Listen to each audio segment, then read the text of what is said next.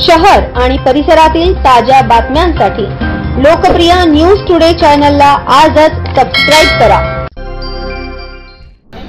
माझे नाव प्राध्यापक तुळशीराम चिमन खोटरे। मी MA BEd MAd MPhil PhD असून आदिवासी आश्रमशाळामध्ये काम कार्यरत असलेला वर्ग 3चा शिक्षक आहे।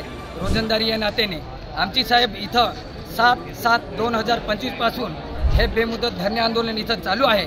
आज या धरणे आंदोलनाला साधारणतः 35 दिवस पूर्ण होत आहे, परंतु आम्ही वेळोवेळी महाराष्ट्र राज्याचे मुख्यमंत्री आदरणीय लोकप्रिय मुख्यमंत्री देवेंद्रजी फडणवीस साहेब, आदिवासी विकास मंत्री सन्माननीय आदरणीय प्राध्यापक उईके साहेब, त्यानंतर आदरणीय अजितदादा पवार साहेब यांच्या माध्यमातून आमची सर्व शिष्टमंडळ त्यांची चर्चा केली, परंतु अद्याप साहेब सकारात्मक असं कुठलंही म्हणजे ठोस पाऊल आदिवासी विकास विभाग किंवा सरकारच्या माध्यमातून अद्याप दिलेलं नाही।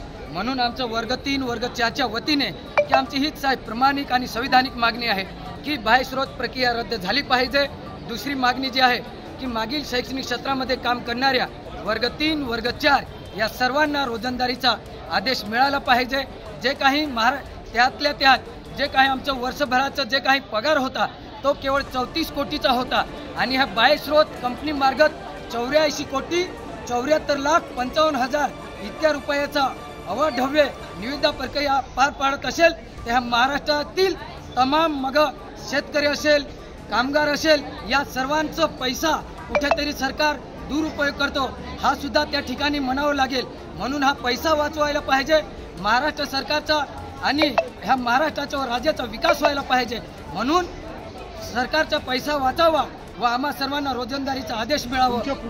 साहेब आज 35 दिवस झाले, जर का आम्ही आज आदिवासी विकास विभागाच्या प्रणागात आम्ही बाहेर होतो, आज इथं उपस्थित झालो, जर का ह्या मागण्या सरकारने व्यवस्थितरित्या आम्हाला ह्या मागण्या पूर्ण केल्या नाहीत तर संपूर्ण आदिवासी समाज, आदिवासी राजकीय नेते, आदिवासी संघटना या आमच्या आंदोलनाला पाठिंबा देतील आणि ते प्रत्यक्ष ह्या आंदोलनामध्ये सहभागी होतील, तेव्हा मात्र सरकारला सळो की पळो करावं लागेल।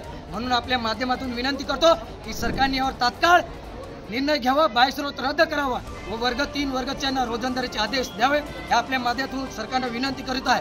रोजंदारी कर्मचारी एकता जिंदाबाद। News today Nashik.